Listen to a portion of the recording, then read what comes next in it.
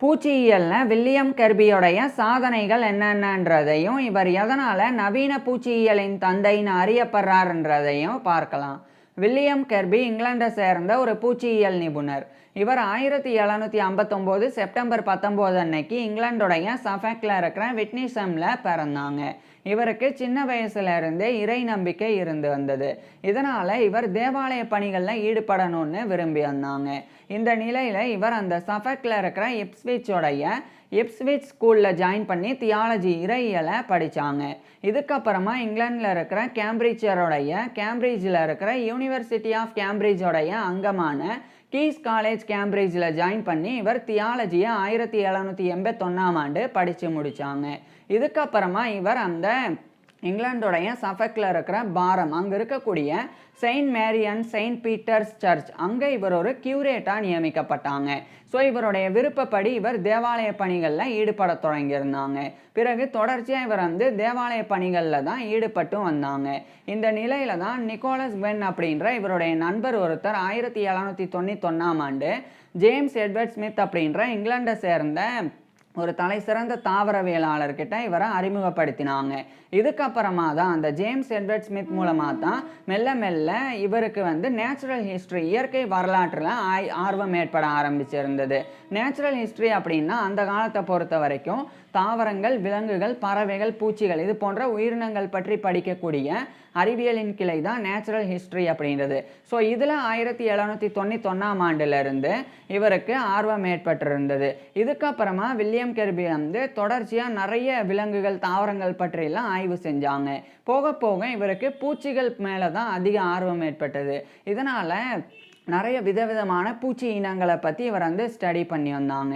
இந்த நிலையில தான் இவர் வந்து ஹெரிடோ அப்படின்னு சொல்லி ஒரு வகையான ஒரு அட்டைப்பூச்சி இனம், அது வந்து ஒரு பேரினம், ஒரு ஜீனஸ். ஸோ அந்த ஜீனஸில் இருக்கக்கூடிய 3 புதிய இனங்களை இவர் வந்து கண்டறிஞ்சு முதல் முறை 1793ஆம் ஆண்டு மே 7 அன்னைக்கு தான் இவருடைய ஃபஸ்ட்டு சயின்டிஃபிக் பேப்பரை இவர் வந்து பப்ளிஷ் பண்ணாங்க.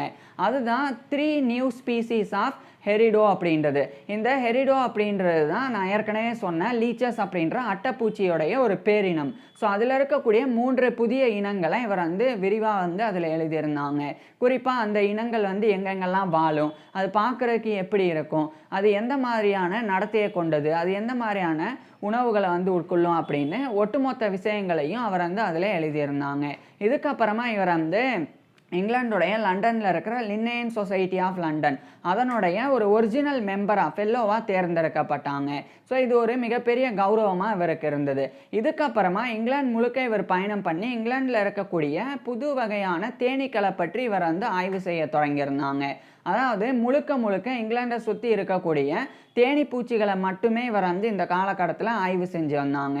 குறிப்பாக தேனீக்களில் எவ்வளோ வகைகள் இங்கிலாண்டில் இருக்குது, அதே மாதிரி அந்த தேனீக்களினுடைய நடத்தை என்ன, அதாவது தேனீக்கள் எப்படி வந்து ஒன்றை தொடர்பு கொள்ளுது, அதே மாதிரி எப்படியான பழக்க வழக்கங்களை கொண்டு இருக்கு, அது எந்த மாதிரியான உணவுகளை உட்கொள்ளுது, அது எப்படி கூடு கட்டுது, அதே மாதிரி அது எந்த மாதிரியான வாழ்விடத்தில் இருக்குது அப்படின்னு ஒட்டுமொத்தமாக தேனீக்களினுடைய டாக்ஸானமி வகைப்பாட்டியல் பற்றியும் அதே மாதிரி பயாலஜி உயிரியல் தன்மை பற்றியும் இவர் வந்து ஸ்டடி பண்ணாங்க.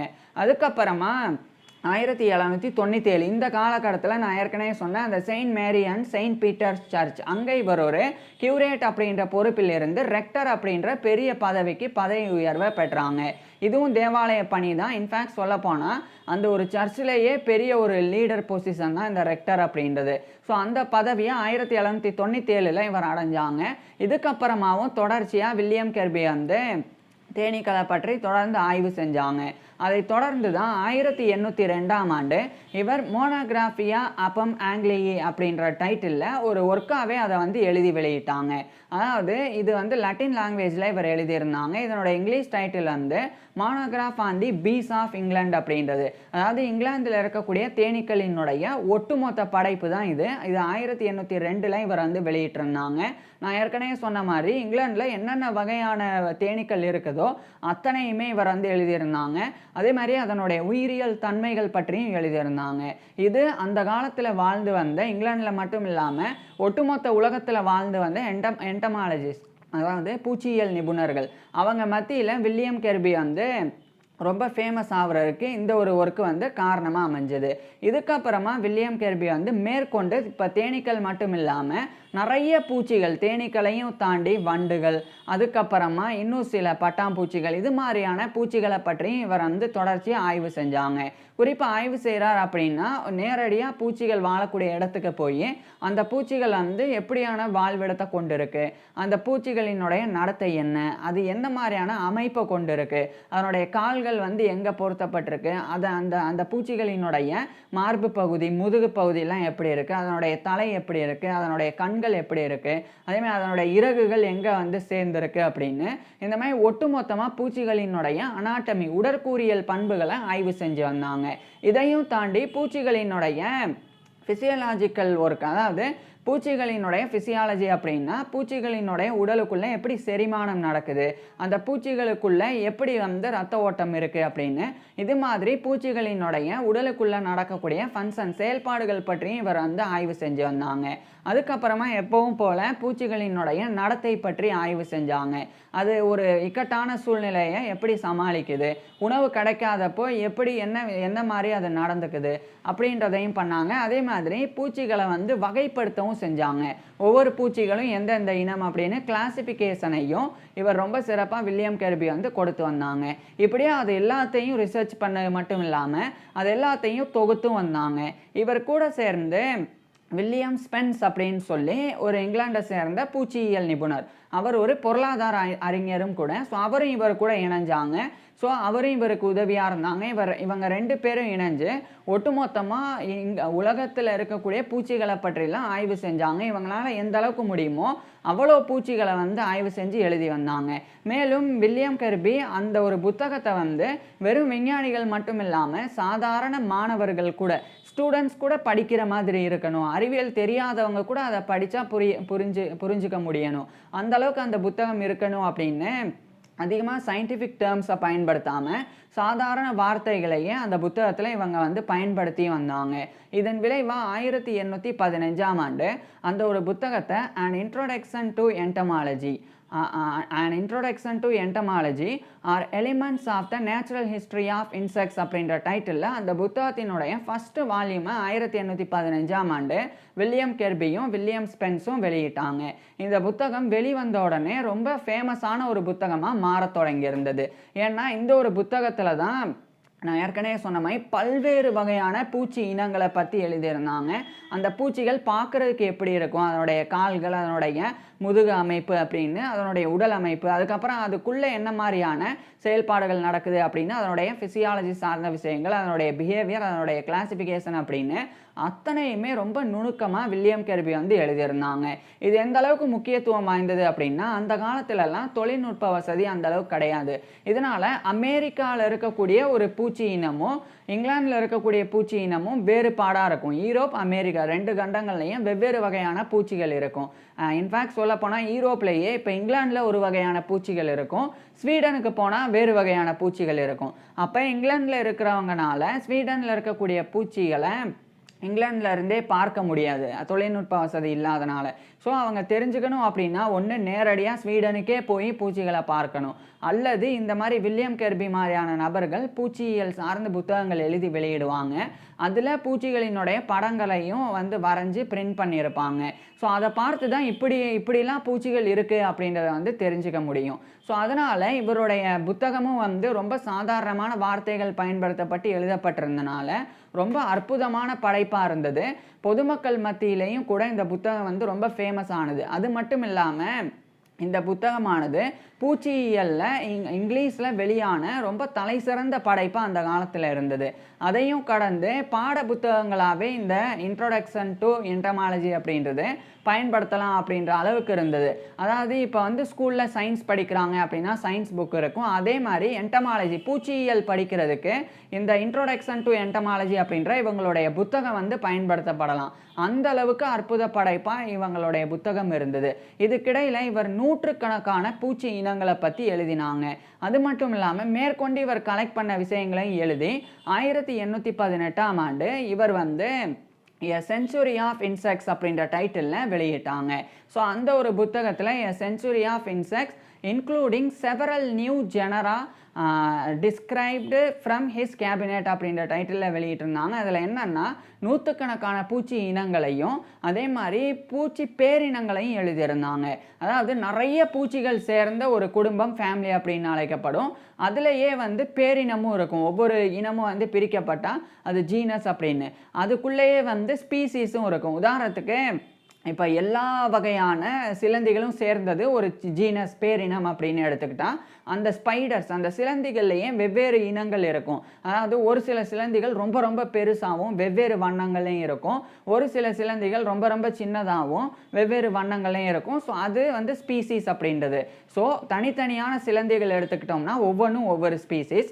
அத்தனை சிலந்தி இனங்களையும் சேர்த்தோம் அப்படின்னா அது வந்து ஒரு பெரிய பேரினம், ஜீனஸ். அதுக்கப்புறம் அந்த சிலந்திகள் உட்பட இன்னும் சில பூச்சிகள் இருக்குது. அது எல்லாத்தையும் ஒன்று சேர்த்தா அது பெரிய ஃபேமிலியாக மாறும். ஸோ அந்த மாதிரி தான். ஸோ இவர் வந்து நூற்றுக்கணக்கான பூச்சி இனங்கள், ஸ்பீசிஸ் மட்டும் இல்லாமல் பேரினங்கள், ஜெனரா பற்றியும், ஜெனரா அப்படின்னா பேரினங்கள், ஜீனஸ் அப்படின்னா பேரினம். ஸோ அந்த சிங்குலர் புளூரல் தான், அதில் வந்து ரொம்ப கன்ஃபியூஸ் ஆகணும்னா. ஸோ அது அந்த அளவுக்கு அவ்வளோ விஷயங்களை இவர் வந்து எழுதியிருந்தாங்க. அதுக்கப்புறமா ராபர்ட் ப்ரவுன் அப்படின்னு சொல்லி ஸ்காட்லாண்டை சேர்ந்த ஒரு பாட்டனிஸ்ட், தாவரவியலாளர். அவர் வந்து நியூ ஹாலாண்டுக்கு, அந்த நியூ ஹாலாண்ட் அப்படின்னா இன்றைய ஆஸ்திரேலியா, அதுதான் இப்போ நியூ ஹாலாண்ட் அப்படின்னு இருந்தது. ஸோ அங்கே ராபர்ட் ப்ரவுன் வந்து பயணம் பண்ணி அங்கேருந்து தாவரங்களையும் பூச்சிகளையும் சேகரித்து வந்தாங்க. பூச்சிகளை சேகரிக்கிறது அப்படின்னா அதை மாதிரிகளாக மாற்றுறது. அதாவது பூச்சிகளை வேட்டையாடி அந்த பூச்சிகளை வந்து இப்போ உதாரணத்துக்கு பூச்சிகளை பிடிச்சு அதை ஒரு பெட்டிக்குள்ளே போடுவாங்க. அந்த பெட்டிக்குள்ளே சைனைட் மாதிரியான விஷவாயு இருக்கும். அதனால் அந்த பூச்சிகள் டேமேஜ் ஆகாமலே இறந்து போயிடும். அதுக்கப்புறம் அந்த பூச்சிகளை உலர்த்தி பதப்படுத்தி மாதிரிகளாக மாற்றி கொண்டு வருவாங்க. ஏன்னா அந்த பூச்சிகளை ஒரு இடத்துல இருந்து, இப்போ அமெரிக்காவிலேருந்து ஈரோப்பு கொண்டு வரணும் அப்படின்னா அப்போ கப்பல் பயணம் தான் இருந்தது. கப்பல் பயணம் அப்படின்றது மிகப்பெரிய அளவில் பல நாட்கள் வந்து பயணம் பண்ணுறதா இருக்கும். அந்த பல நாட்கள் பூச்சிகளை பார்த்துருக்க முடியாது. அதேமாதிரி அந்த பூச்சிகளுக்கு உணவு கொடுக்க முடியாது. மேலும் அமெரிக்காவில் இருக்கக்கூடிய கால சூழ்நிலை வேறு, ஈரோப்பில் இருக்கக்கூடிய கால சூழ்நிலை வேறு. இந்த மாதிரி இருக்கும்போது இந்த கால சூழ்நிலையை நெருங்க நெருங்க பூச்சிகளை வந்து இறந்து போயிடும். அதனால் பூச்சிகளை வேட்டையாடி அதை பதப்படுத்தி தான் கொண்டு வருவாங்க. அந்த மாதிரி தான் ராபர்ட் ப்ரவுன் வந்து பதப்படுத்தி பூச்சிகளை கொண்டு வந்து இவர்கிட்ட ஒப்படைச்சாங்க. அந்த பூச்சிகளையும், அதாவது ஆஸ்திரேலியா அப்போதைய நியூ ஹாலாண்ட், அங்கிருந்த பூச்சிகளை பற்றியும் இவர் வந்து எழுதினாங்க. அதை எழுதி இவர் வந்து அதே 1818ஆம் ஆண்டு a description of new species of insects collected in the New Holland by Robert Brown அப்படின்ற டைட்டிலில் அதே 1818 வில்லியம் கெர்பி அந்த ஒரு ஒர்க்கையும் வெளியிட்டாங்க. இதுக்கப்புறமா இந்த வில்லியம் ஸ்பென்ஸும் வில்லியம் கெர்பியும் இணைஞ்சு இன்ட்ரோடக்ஷன் டு என்டமாலஜி, அந்த புத்தகத்தினுடைய செகண்ட் வால்யூம், தேர்ட் வால்யூம் அப்படின்னு அடுத்தடுத்த வால்யூம்ஸ் வந்து வெளியிட்டு 1826ஆம் ஆண்டு அதனுடைய 4th வால்யூமையும் வெளியிட்டாங்க. ஸோ ஒட்டுமொத்தமாக 1815ஆம் ஆண்டுலேருந்து 1826ஆம் ஆண்டு வரைக்கும் 11 ஆண்டுகளில் இன்ட்ரோடக்ஷன் டு என்டமாலஜி அப்படின்ற அந்த அற்புத படைப்பை 4 வால்யூம்ஸாக இவங்க 2 பேரும் வெளியிட்டிருந்தாங்க. இதுக்கப்புறமா 1833 இந்த காலகட்டத்தில் இங்கிலாந்துடைய லண்டனில் என்டமாலஜிக்கல் சொசைட்டி ஆஃப் லண்டன், அதாவது பூச்சியியலுக்கான ஒரு சங்கமானது நிறுவப்பட்டது. அதை கோ-ஃபவுண்டராக இருந்து வில்லியம் கெர்பியும் சில பூச்சியியலாளர்கள் கூட இணைஞ்சு அதை வந்து நிறுவினாங்க. அதுக்கப்புறம் அந்த என்டமாலஜிக்கல் சொசைட்டி ஆஃப் லண்டனுடைய ஹானரி பிரசிடென்ட் ஃபார் லைஃபா, அதாவது வாழ்நாள் முழுக்க அந்த என்டமாலஜிக்கல் சொசைட்டி ஆஃப் லண்டனுடைய கௌரவ தலைவராக 1833ஆம் ஆண்டிலிருந்து வில்லியம் கெர்பியே வந்து நியமிக்கப்பட்டிருந்தாங்க. ஸோ இது இவர் கிடைச்ச மிகப்பெரிய கௌரவமாக இருந்தது. மேலும் அந்த லண்டனில் இருக்கிற ராயல் சொசைட்டி அதனுடைய ஒரு ஃபெல்லோவாகவும் தேர்ந்தெடுக்கப்பட்டு fellow of the royal society FRS அப்படின்ற கௌரவத்தையும் இவர் வந்து பெற்றிருந்தாங்க. இதுக்கப்புறமா வில்லியம் கெர்பி வந்து இன்னொரு முக்கியமான விஷயத்தை வந்து பண்ணாங்க.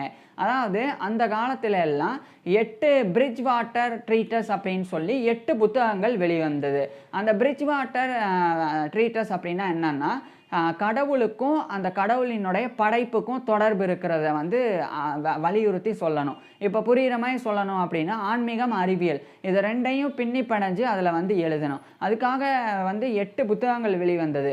அதில் 7வது புத்தகமான 7th பிரிட்ஜ் வாட்டர் ட்ரீட்டஸ், அந்த புத்தகத்தை எழுதுறதுக்கு வில்லியம் கெர்பி வந்து பணிக்கப்பட்டிருந்தாங்க ராயல் சொசைட்டி தரப்பிலிருந்து. ஸோ இவர் வந்து எழுதினாங்க. அதில் அவர் எழுதின விஷயங்கள் என்னன்னா, கடவுள் எப்படி இந்த பூச்சிகளெல்லாம் பூச்சிகளெல்லாம் படைச்சிருக்கிறார். அவர் சும்மா பூச்சிகளை படைக்கலை, ஒவ்வொரு பூச்சிகளும் ஒன்றை ஒன்று தொடர்பு கொண்டிருக்கு, பூச்சிகள் இயற்கையோடு ஒன்றி இருக்கு அப்படின்ற பல விஷயங்களை அவர் எழுதி on the power wisdom and goodness of God அப்படின்ற டைட்டிலில் அதை வந்து 1835ஆம் ஆண்டு அந்த 7th பிரிட்ஜ் வாட்டர் ட்ரீட்டஸாக இவர் வந்து வெளியிட்டாங்க. ஸோ மிச்சம் 7, மொத்தமாக 8, இவர் 7வது எழுதினாங்க. மிச்சம் 7 வெவ்வேறு நபர்கள் வெவ்வேறு அறிவியல் துறையை வந்து அதில் வந்து எழுதியிருந்தாங்க. உதாரணத்துக்கு விலங்கியல் சில பேர் எழுதினாங்க, அதே மாதிரி சில பேர் வந்து ஆர்னத்தாலஜி பறவையியலை வந்து எழுதியிருந்தாங்க. அது மாதிரி என்டமாலஜி பூச்சியியல் சார்ந்து கடவுளை வந்து, அதாவது ஆன்மீகத்தையும் பூச்சியியலையும் ஒருங்கிணைத்து எழுதின அந்த புத்தகத்தை வில்லியம் கெர்பி வந்து எழுதியிருந்தாங்க. ஸோ அந்த புத்தகத்தினுடைய ஃபுல் டைட்டில் வந்து on the power wisdom and goodness of God as manifested in the creation of the animals and in their history, habits and instincts அப்படின்ற டைட்டிலில் அது வந்து வெளியிடப்பட்டிருந்தது. அதுக்கப்புறமா இன்னொரு சர் ஜான் ஃப்ராங்க்லின் அப்படின்னு சொல்லி இங்கிலாண்டை சேர்ந்த ஒரு ராயல் நேவி ஆஃபீஸர், அவர் ஒரு எக்ஸ்ப்ளோரராகவும் இருந்தாங்க. அவர் 2 முறை ஆர்க்டிக்கு வந்து போயிருந்தாங்க. குறிப்பாக நார்த் அமெரிக்காவில் இருக்கிற ஆர்க்டிக் பகுதிக்கு போயிருந்தாங்க. அது வந்து பெரிய பனி சார்ந்த இடம். ஸோ அந்த இடங்களில் இருக்கக்கூடிய பூச்சிகளை அவர் வந்து சேகரிச்சுட்டு வந்து இவர்கிட்ட வந்து கொடுத்தாங்க, வில்லியம் கெர்பிட்ட.